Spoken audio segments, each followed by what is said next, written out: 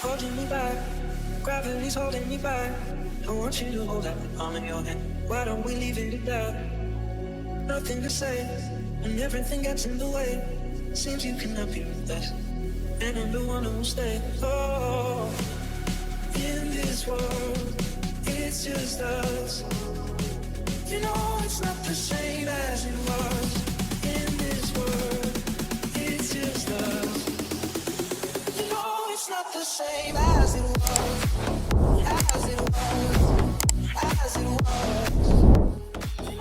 Hola, ¿qué pasa, chavales? Ya estamos de vuelta un día más con un nuevo vídeo de Asesinos en Serie. Nuestro asesino en serie de hoy es Michael Fourniret.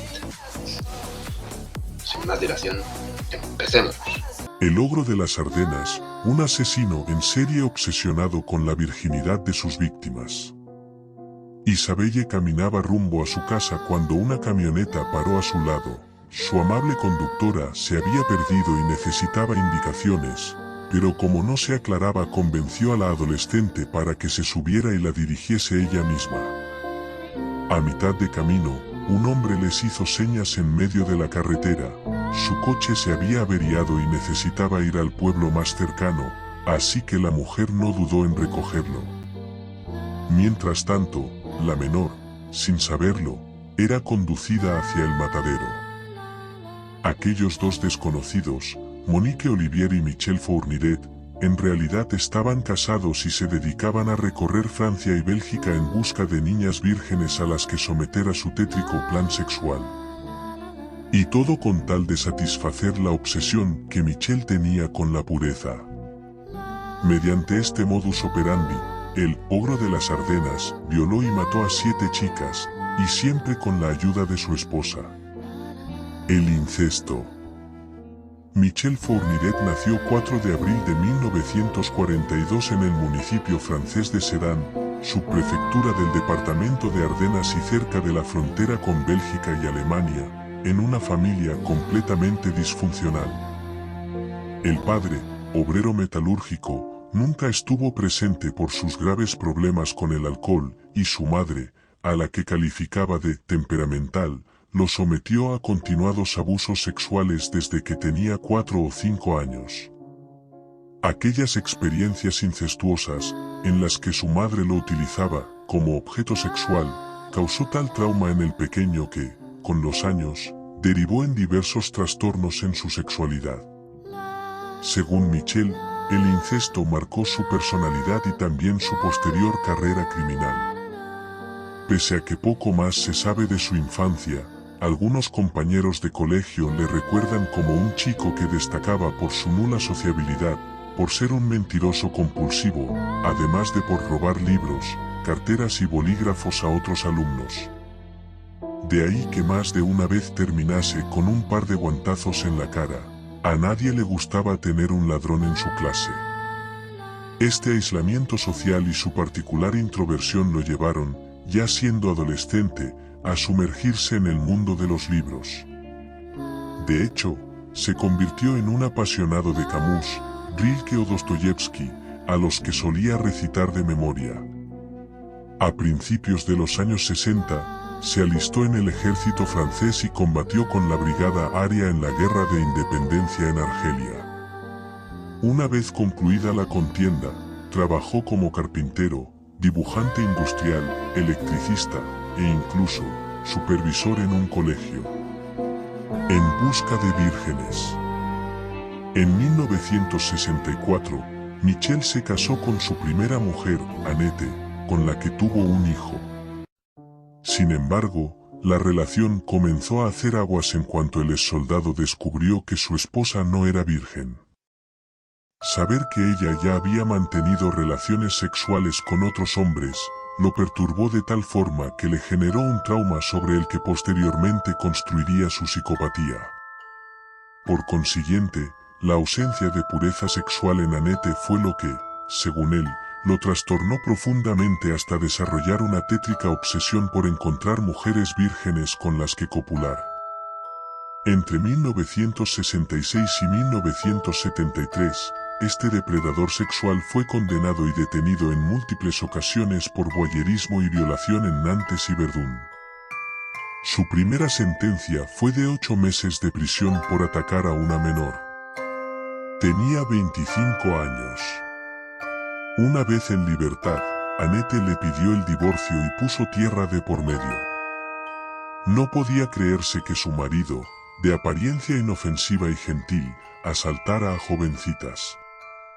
Durante los siguientes años, Michelle continuó dando rienda suelta a sus depravaciones sexuales y en 1979, además contrajo matrimonio en segundas nupcias con Nicole, que desconocía aquella doble vida. La pareja tuvo 3 hijos, 2 de ellos mellizos. Pero la imagen de familia perfecta se desmoronó tras la detención de Michelle en 1984. Fue acusado de una docena de abusos y agresiones sexuales a menores de edad en la región de París. Tras ser condenado a 7 años de prisión, aunque solo cumplió 3, su segunda mujer solicitó el divorcio y desapareció. A pesar de que los investigadores lo describieron como un hombre de personalidad diabólica, perversa y extremadamente narcisista, con una fijación por la inocencia y la pureza de la mujer, todo parecía haberse evaporado durante su periplo carcelario. De hecho, Michelle hizo gala, como tantos otros psicópatas, de una conducta ejemplar entre rejas. Ser el arquetipo de preso modelo le valió al francés para, entre otras cosas, publicar un anuncio por palabras en el semanario católico de noticias Le Pèlerin.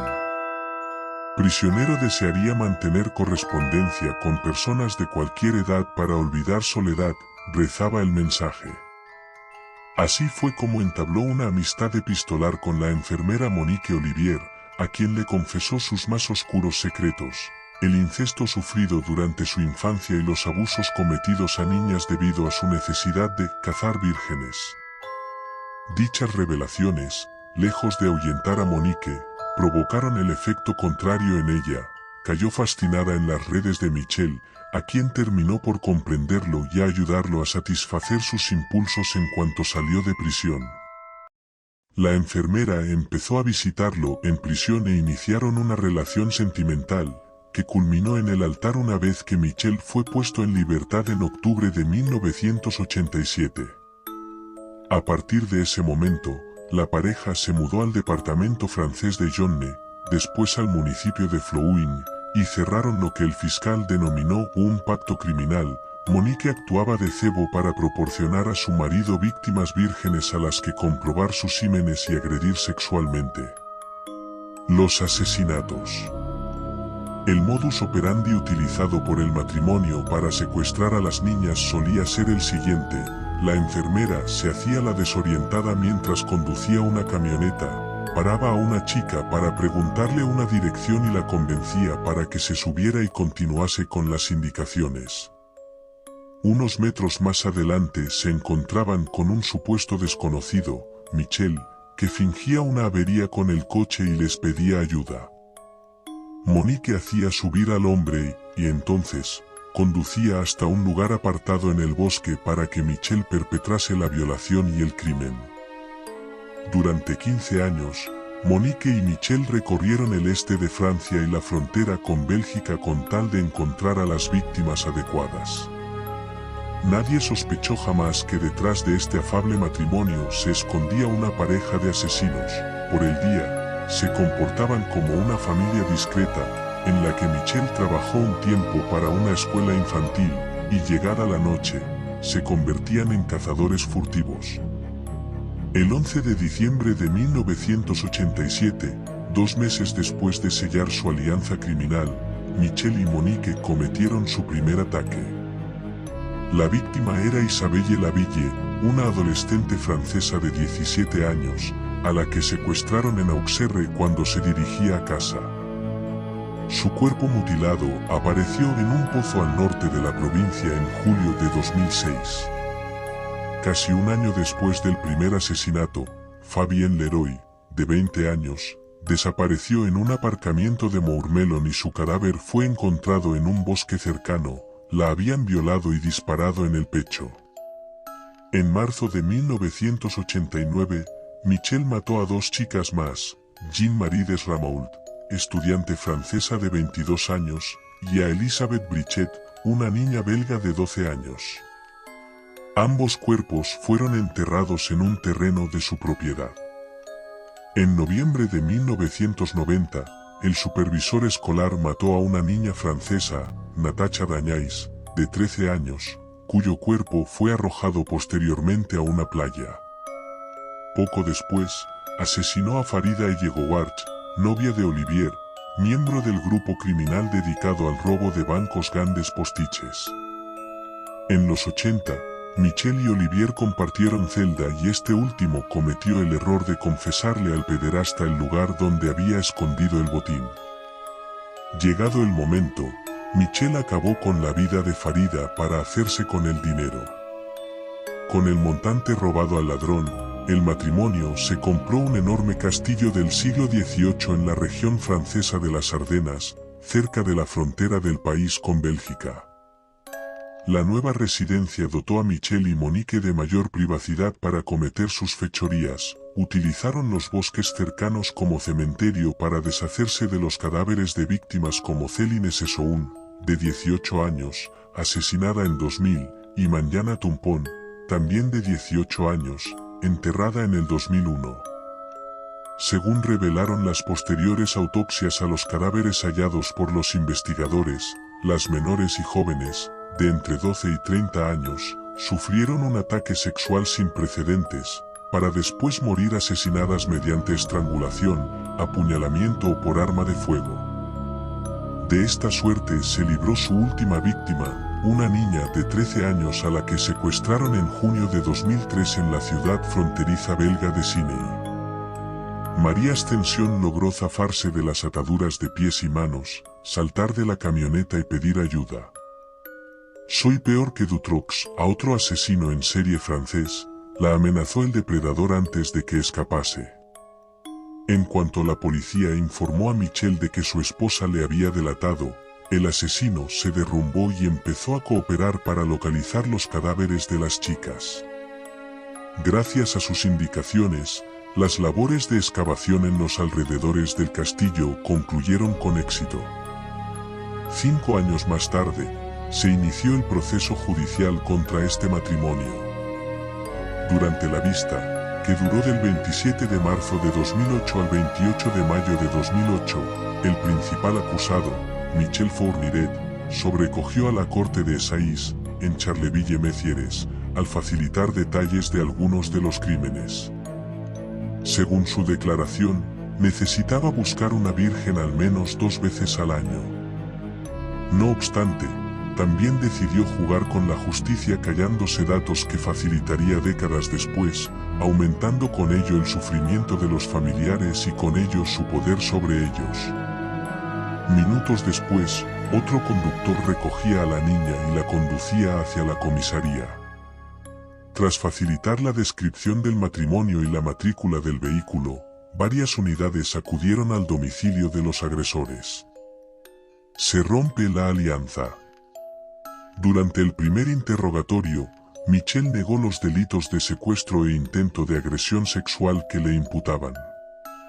Sin embargo, durante el registro de su camioneta se localizaron cabellos de la niña, por lo que decidieron hablar con Monique.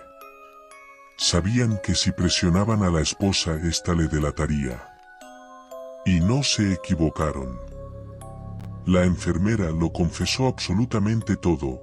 El reguero de secuestros y asesinatos perpetrados en los últimos 15 años y los lugares donde habían enterrado a un total de 11 víctimas. La prensa bautizó al depredador como el ogro de las Ardenas y tildó a la esposa de cómplice y no de coautora, ya que posteriormente ayudó a las autoridades a recuperar los cuerpos de Jean-Marie y Elizabeth. El tribunal condenó al ogro de las Ardenas a cadena perpetua sin posibilidad de reducción de pena por 7 asesinatos, y a su mujer a 28 años de cumplimiento íntegro de la pena por ser cómplice de dichos delitos. Durante el juicio, Monique alegó haber caído bajo su hechizo y vivir atemorizada por una persona extremadamente peligrosa, que abusaba de ella y la controlaba hasta la extenuación. Además, la enfermera negó categóricamente haber disfrutado ayudando a su esposo. Según la detenida, tal era su estado de subyugación que no tuvo alternativa, ni siquiera estando embarazada o cuando usaron a su hijo recién nacido como gancho para secuestrar a una de las víctimas, se sentía en la obligación de acceder a las demandas de su marido. Nuevas confesiones. 13 años después de ser condenado, Michel, con una salud bastante deteriorada, inició su particular juego de confesiones. En 2016 reveló ser el autor del asesinato de la profesora británica Joanna Paris, de 20 años, a la que violó y estranguló hasta la muerte. El ogro indicó a las autoridades la ubicación exacta del cuerpo. Estaba enterrado en un río cerca de Auxerre. En 2018, el pederasta confesó 2 asesinatos más, y en 2020, tras divorciarse de su mujer, admitió haber secuestrado y asesinado a la niña Estelle Mouzin, de 9 años, dada por desaparecida cerca de París en 2003. La noticia fue un jarro de agua fría para el padre de la pequeña, Eric Mouzin, que acusó al estado de negligencia grave.